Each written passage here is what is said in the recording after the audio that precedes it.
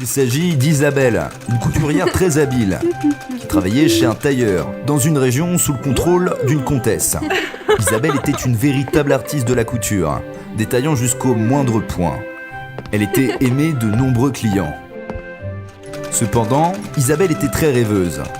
Elle ne voulait pas rester éternellement couturière et rêvait toujours de devenir une beauté pour tous. Isabelle. Isabelle.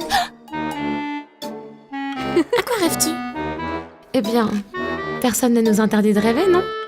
Malheureusement, si seulement c'était vrai, ça serait merveilleux.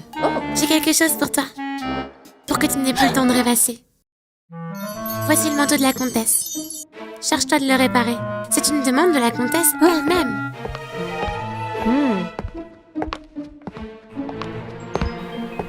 C'est la première fois que je peux toucher le manteau de luxe d'une aristocrate.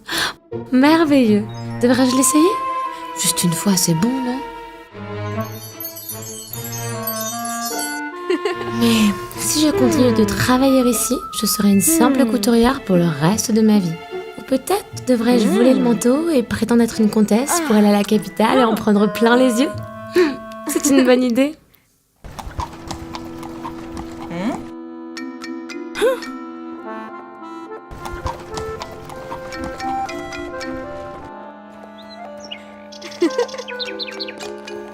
Je ressemble à une vraie aristocrate, non? Je vais à la capitale et ensuite... Les roturiers ne savent pas qui je suis. Ils vont tous m'accueillir et s'inclinent devant moi comme une vraie aristocrate.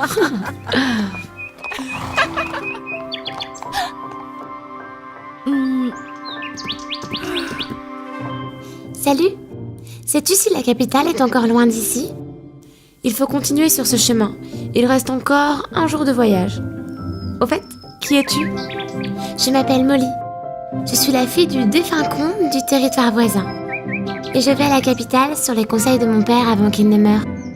Il semblerait que cette fille soit noble et élégante. Je devrais devenir amie avec elle.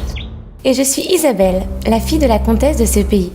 Je suis également en route pour la capitale. Super. Et si nous faisions la route ensemble? Puis devenons amis et allons ensemble à la capitale. Avec plaisir.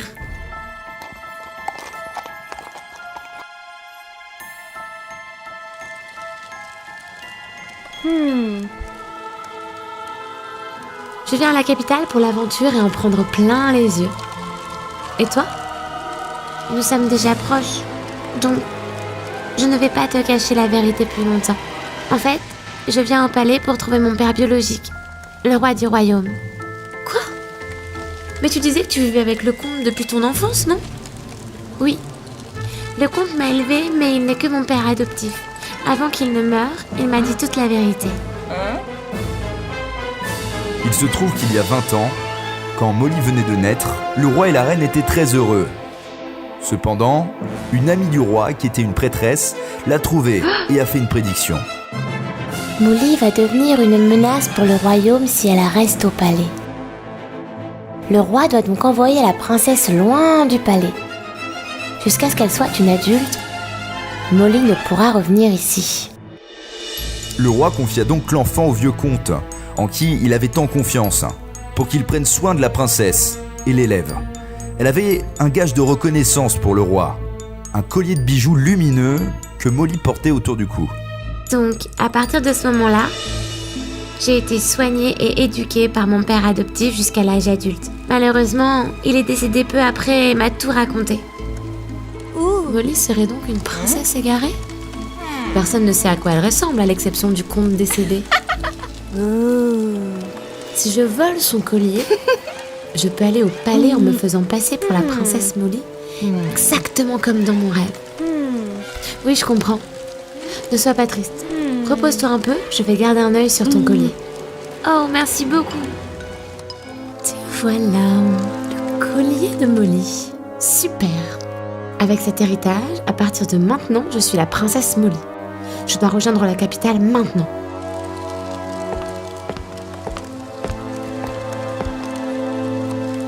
Super, j'ai bien dormi. Hey, où est Isabelle? Où est mon collier de perles? Isabelle? Hey Isabelle! Oh, Isabelle est partie. Elle a volé mon collier de perles. Veut-elle se faire passer pour moi auprès de mes parents? Je dois la stopper maintenant.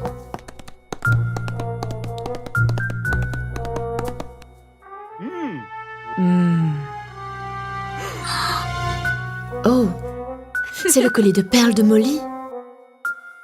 Notre fille. Seul le comte, mon regretté ami fidèle, était au courant de ces choses. C'est vrai, Molly, elle est de retour. Félicitations au roi et à la reine. Bienvenue à la princesse Molly. J'ai gagné la chose la plus importante, la confiance du roi et de la reine. Mon rêve est sur le point de devenir réalité. Attendez, s'il vous plaît, ne la laissez pas duper le roi et la reine. Parents, je suis la vraie princesse Molly. Elle ment. Chers parents, je la connais bien. C'est Isabelle. Au début, elle était mon amie et puis elle a eu l'intention de me voler ce gage. Heureusement que je l'ai découvert. Père, s'il vous plaît, punissez-la comme il se doit. Elle ment. Je suis la vraie Molly. Elle, c'est Isabelle. Comment cela peut être faux? Molly est venue ici avec le collier et a raconté l'histoire exacte que seul mon ami le comte, qui est aussi le père adoptif de la princesse, connaît. Père, c'est faux. Je suis Molly. Elle a entendu mon histoire. Je lui ai raconté. Puis elle m'a volé le collier et est venue ici se faisant passer pour la princesse. Assez! Attrapez la sauvageonne qui ose se faire passer pour une princesse et emmenez-la au cachot. Pourquoi je sens en elle quelque chose de familier et proche de moi? Attendez! Si l'on se base uniquement sur le collier de perles et l'autre histoire, alors il est difficile de savoir laquelle est vraie et laquelle est fausse. Allons plutôt à la maison de la vieille prophétesse et demandons de l'aide pour être sûrs. D'accord, si c'est le cas, alors vous deux, la princesse Molly et l'autre imposteur, suivez-nous pour rencontrer la prophétesse, afin de distinguer qui est la vraie princesse. Que dois-je faire maintenant? Ce que Molly sait, je le sais aussi. Cette prophétesse n'est pas un dieu. Elle ne peut pas dire à quoi ressemble la vraie princesse. Il n'y a pas de quoi avoir peur. L'important, c'est que le roi soit de mon côté.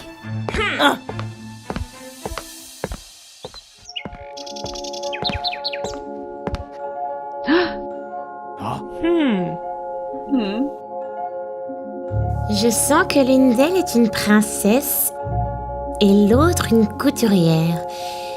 Mais je ne peux pas dire exactement qui est la vraie princesse. J'ai un moyen pour que l'imposteur se révèle.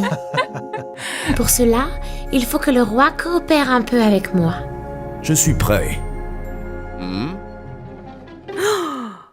Dans le passé, j'ai conseillé au roi d'envoyer la princesse dans un autre lieu à cause d'une malédiction. La princesse doit donc se créer une couronne en tissu et la mettre pour pouvoir lever la malédiction. Elle retrouvera ensuite sa vraie place. C'est vrai, c'est pourquoi j'ai envoyé la princesse chez le comte, pour lui demander d'enseigner à Molly la couture, une compétence nécessaire. C'est ainsi que je pourrai vérifier. Celle qui saura se faire la plus belle couronne est la vraie princesse. Allez, c'est parti.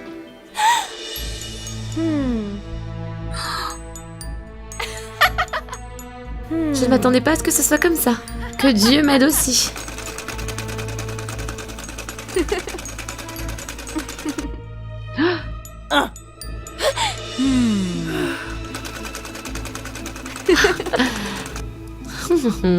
Ma couronne est terminée. Est-ce que tu vois cette beauté?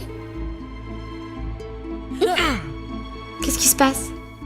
Pourquoi vous me regardez tous les deux comme ça? Tout le monde a son devoir. Et tu es très douée pour la couture.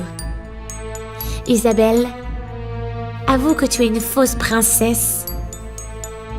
J'ai choisi la vraie princesse pour succéder au trône. Alors, quand je l'ai donnée au comte, je lui ai demandé d'apprendre à Molly à gouverner, pas à coudre. La vraie princesse ne connaît donc rien à la couture. Seule une couturière pourrait faire une si belle couronne en tissu. Pardonnez-moi, mon roi et ma princesse. En effet, je suis la couturière Isabelle. Je me suis liée d'amitié avec la princesse en chemin. J'ai été gourmande et j'ai prétendu être la princesse Molly. Je suis vraiment désolée. Molly, Désolé, je ne t'ai pas reconnu. Comment veux-tu la punir? Comme l'a dit la prophétesse, chacun a son devoir, Isabelle. Une couturière devrait utiliser ses aiguilles pour devenir célèbre. Et ne pas être avide d'illusions à vouloir porter une couronne sur sa tête. Sois honnête avec tes amis et sois gentil avec les gens. C'est ce que j'ai appris. Et je pense qu'Isabelle a appris sa leçon. Pardonnez-lui, s'il vous plaît. Pour être honnête, j'admire vraiment ton talent. C'est pourquoi je voudrais t'engager comme couturière pour le palais. Qu'en penses-tu? Merci beaucoup, princesse. Je promets de faire de mon mieux. À la fin, ils sont tous retournés au palais. Retournés à leur vraie place. Grâce à son talent, Isabelle est rapidement devenue la couturière numéro 1 du royaume, aimée de tous. Dès lors, elle était très fière qu'on l'appelle la couturière Isabelle.